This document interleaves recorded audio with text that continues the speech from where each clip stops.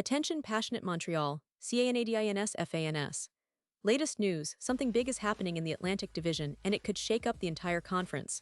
We're talking about a direct impact on Montreal Canadiens' path to another Stanley Cup run, a power shift that could leave a division rival stumbling for years. We're bringing this to you firsthand. But before that, if you're a true Montreal Canadiens fan, subscribe to the channel to strengthen this passion even more. Show that you're also part of this family. Let's help each other reach 1,000 subscribers. Share with your FRINDS and Montreal Canadiens fans. Let's get to the news now, folks. When you think about the Montreal Canadiens this season, it's impossible not to feel that buzz, that excitement that's been building up since the puck dropped. The team is loaded with some really promising talent, and there's a clear sense that this could be a pivotal year for them. Patrick Lane, for instance, is in a contract season. That alone adds a layer of intensity to his game. Lane, who's always been a sniper with that incredible shot, is looking to make a statement not just for himself, but for the Canadiens, showing that he's ready to take his game to new heights, and of course to secure that lucrative new deal. It's a big year for him, and you can see the focus in his play, the determination to prove that he's a top-tier scorer in this league. Meanwhile, Lane Hutson is on what you might call a revenge tour. Remember, Hutson was snubbed from the Olympics, a decision that sparked some controversy and disappointment. But instead of dwelling on that, Hutson has turned it into motivation.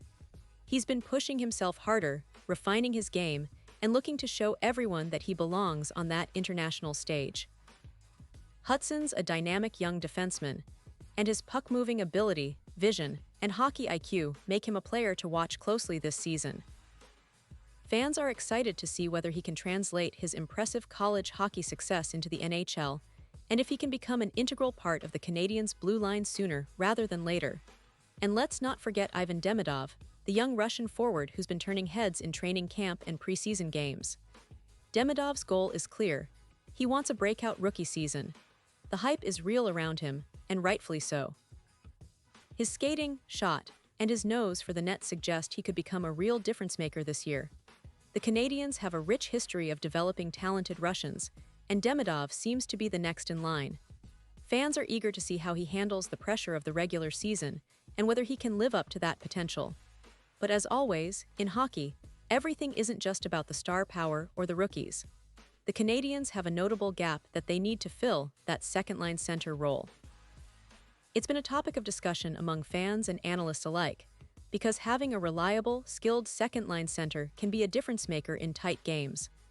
Right now, Kirby Dach is seen as the internal candidate who could step into that role, given his versatility and experience. Dach has been showing flashes of his potential, playing a responsible two-way game and contributing offensively when given the chance. But the question remains, is he the long-term solution, or does the team need to look outside the organization? And that's where things get interesting. There's been speculation about external options, and one name that's been floating around is Charlie Coyle of the Columbus Blue Jackets. Now, Coyle isn't just any player. He's experienced, versatile, and adds some much-needed grit and secondary scoring. He's got that size 6'3", around 215 pounds, and he's been a solid contributor wherever he's played. Coyle's contract situation is also intriguing. He's got just 1 year left on his deal, paying him $25 million, which makes him a potentially attractive trade target for a team like Montreal that's looking to bolster their middle six without breaking the bank long-term. What's fascinating is that Coyle has recently been identified as a player that the Blue Jackets might be willing to move, especially since Yegor Chinakhov has requested a trade, creating a bit of a shakeup in Columbus. The Blue Jackets GM, Don Waddell, has spoken highly of Coyle, emphasizing his leadership, experience, and professionalism. Waddell mentioned that acquiring a veteran like Coyle was important for their team's development, a guy who can make them stronger up the middle, provide leadership, and bring a veteran presence to their young core. He's a player known for his leadership qualities and his ability to contribute both offensively and defensively, making him a versatile piece in any team's puzzle. Now the question is, if Columbus faces some difficulties and the Canadiens find themselves in a playoff position, could Montreal pull the trigger? It's a scenario that's definitely worth considering. Coyle's experience in the league, his ability to play in all situations, and his knack for clutch plays make him an appealing target. Plus, with his familiarity with the NHL game, he could seamlessly fit into the Canadiens' system and provide that secondary scoring punch that's so crucial in the playoffs. It's also worth noting that Coyle's recent stats are pretty solid. Last season, he managed 35 points in 83 games, averaging around 17 minutes of ice time per game. He set career highs in goals with 25 and points with 60, showcasing his offensive upside. This season, he's been consistent, and his size combined with his skill set makes him a tough matchup for opponents. He's the kind of player who can kill penalties, contribute on the power play, and be an effective second-line center. But Coyle isn't the only name on the radar. The Canadiens' management has been looking at a few other potential options, according to the fourth period's summer trade board. Players like Mason McTavish, Marco Rossi, Jean-Gabriel Pageau, and Pavel Zacha are all in the mix, though their fit depends on the team's overall strategy and cap considerations.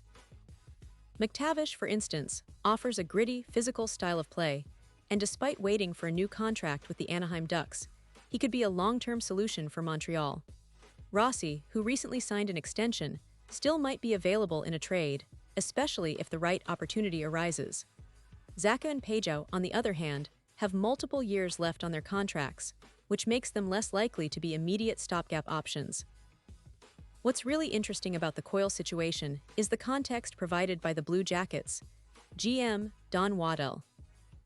He made it clear that acquiring Coyle was about adding a veteran presence, a leader who can help steer the team through the season. Waddell highlighted how Coyle's professionalism and experience make him a valuable asset, especially for a team that's in a bit of a rebuild or retooling phase.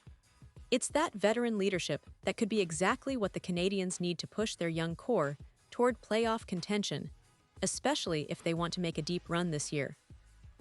And let's not forget, the Blue Jackets aren't planning to trade Coyle before the season starts.